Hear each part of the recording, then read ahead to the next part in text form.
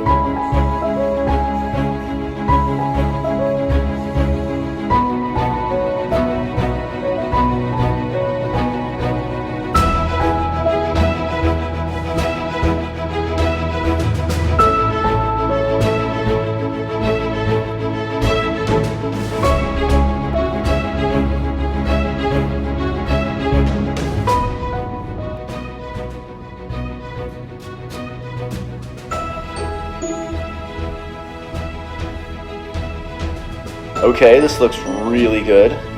It looks like it does on Google Maps, so it looks like the right place. So now I'm just going to go ahead and put the kayak in and look for seagulls that'll tell me where the bait fish are. Well, let's see where I can put in first.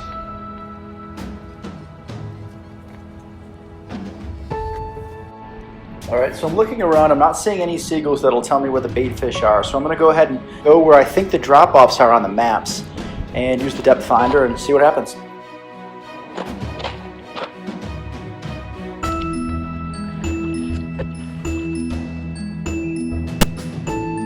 So this is a spot where it goes from 46 feet down to the high 30s, so that's a decent drop off. So I'm going to go ahead and give this area a try first.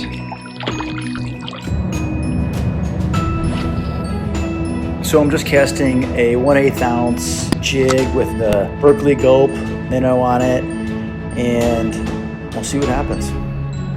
Oh, nice. First fish. Oh, nice. A little white perch. It's a good sign. These school with the hybrid bass. The hybrid bass actually have a relatively small mouth, so they all feed on the same size minnows, so this is a good sign. Come on, buddy.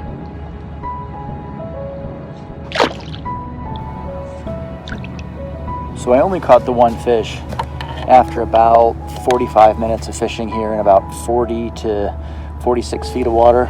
So I'm gonna go a little bit farther up this arm leading into the lake. It looks like there's some seagull activity down there, and I'm gonna go closer to shore and go in the range of, say, 25 feet to 35 feet range, and just keep systematically trying this to see where the fish are. Okay, this is another spot where there's lots of seagull activity, plus the depth finder showing a nice drop off from 34 feet down to 22 feet. This is another spot where I would be really surprised if it wasn't productive, but let's find out. Oh, fish on, fish on.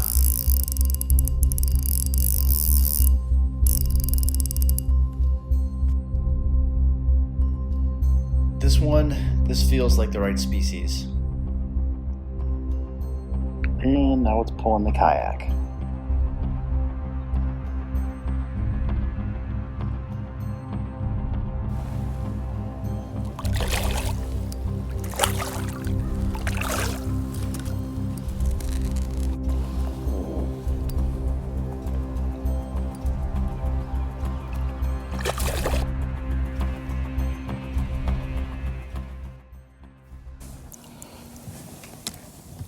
Not a huge one, but this is what I came for.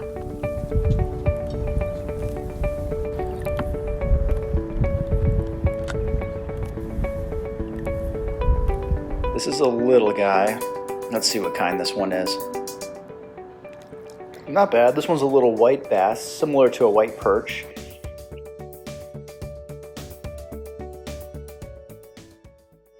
So let me tell you about what I'm using here. This is the bait of choice. This is just a 1/8 ounce tube head jig with a 3-inch Berkley Gulp minnow bait. I like the jig because it spirals as it falls through the water. The tube head does.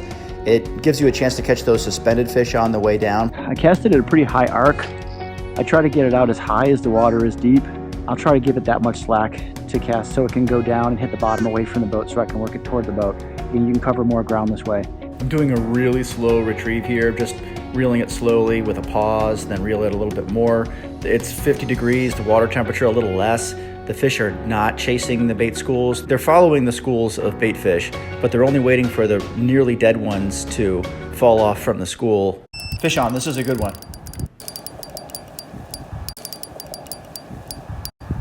Oh, you guys, this is a nice one.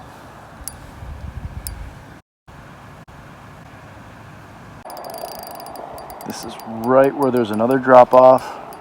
There was just some seagull activity here earlier, and he just cast to that drop off, and it's pretty much one after another, and this one's a little bit bigger, it looks like.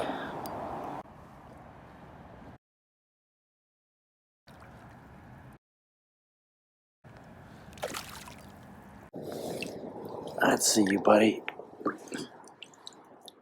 There he is.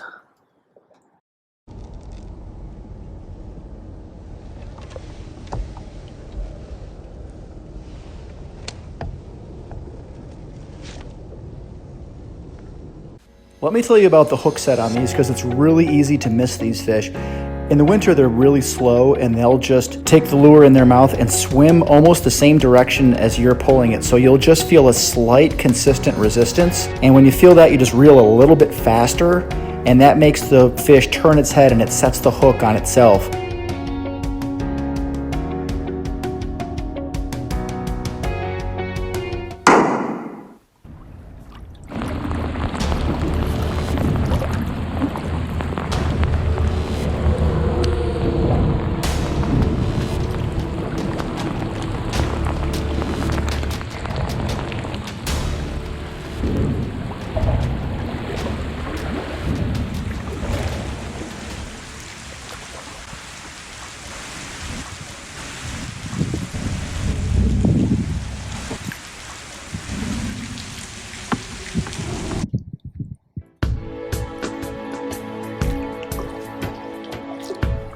I hope you enjoyed. This was fun. We're running out of daylight, so we're gonna have to wrap up here.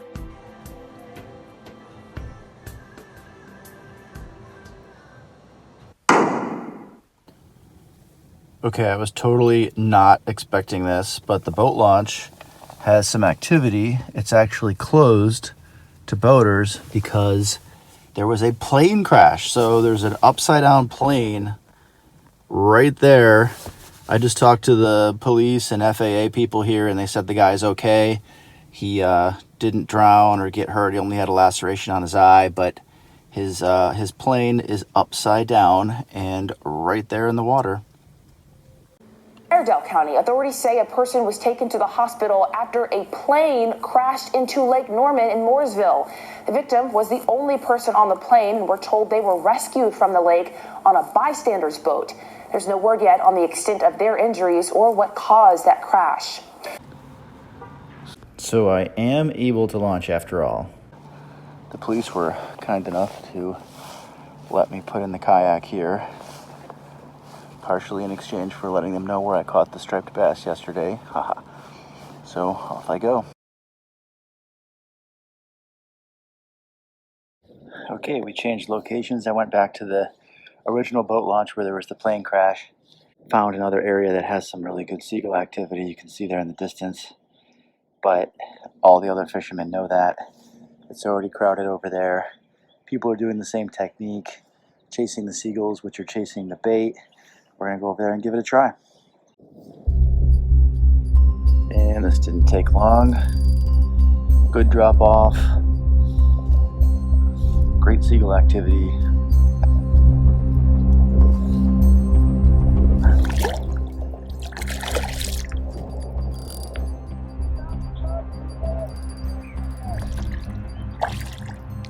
Oh yeah.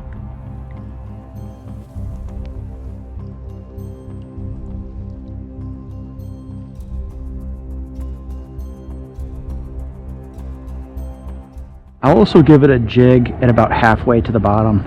If I know the bottom's at a count of 20, then I'll usually give it a jig at around 10, just to attract the attention of any suspended fish. Fish are on the bottom looking up. Even when there are suspended fish, you could usually find them also on the bottom. That's kind of where I'm targeting, and maybe trying to catch a suspended one on the way down kind of thing. Oh nice, a little largemouth. You'll see these on these little drop-offs too, right along with the hybrid bass.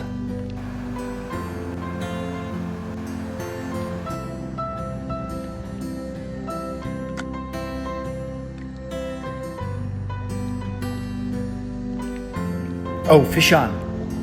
Little one. You hit it pretty good though. What is this little guy?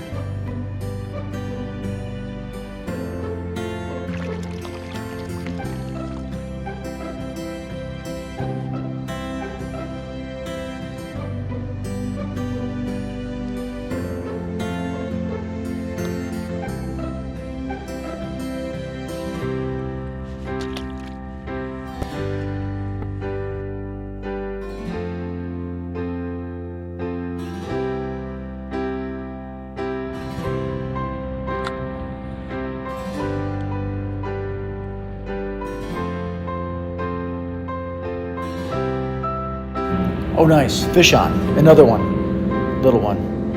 Still fun. What's fun is you'll be catching these little fish on the exact same bait that you use to catch the bigger hybrid. So you're not just gunning for the big fish, you catch these little ones in between, which makes it fun and consistent. You might catch 20, 30 of these white bass or white perch in a single day.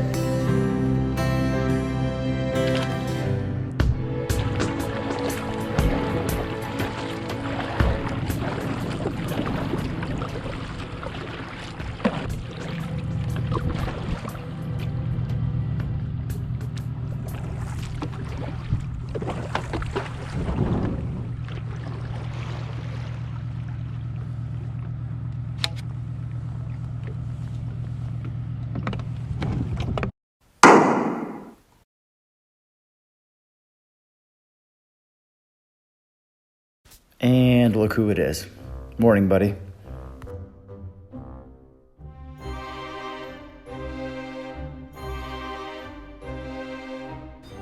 There is actually tons of activity over here. I'm seeing fish actually come to the surface. So I'm going to do a little variation on the just reeling it slowly. I'll give it a little jig, maybe move it the tip of the pole maybe 4 inches, just a little bit of a pop, but followed by just a slow crank and then a pause and then just repeat. Okay, found a good grouping of seagulls feeding. When you see this much activity, you don't even check the depth of the bottom. You just pretty much just cast right into it. Okay, here's a good one. I'm pretty much using the same strategy here. This one took it in the most gentle ways. It barely touched the bait, and I had to set the hook on it. So he's got some fight left in here.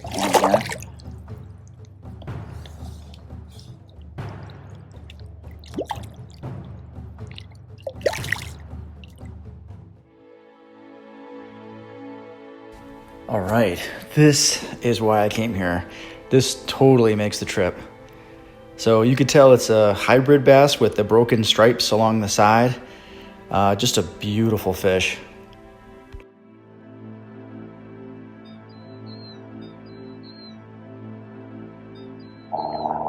Looks like we're running out of time on this trip. This was super fun. I hope you enjoyed. It was a blast to just head south and get away from the harsh winter and try to chase some striped bass. If you enjoyed this video, go ahead and give it a like and subscribe to the channel if you're so inclined. Otherwise, I'll see you on the next one.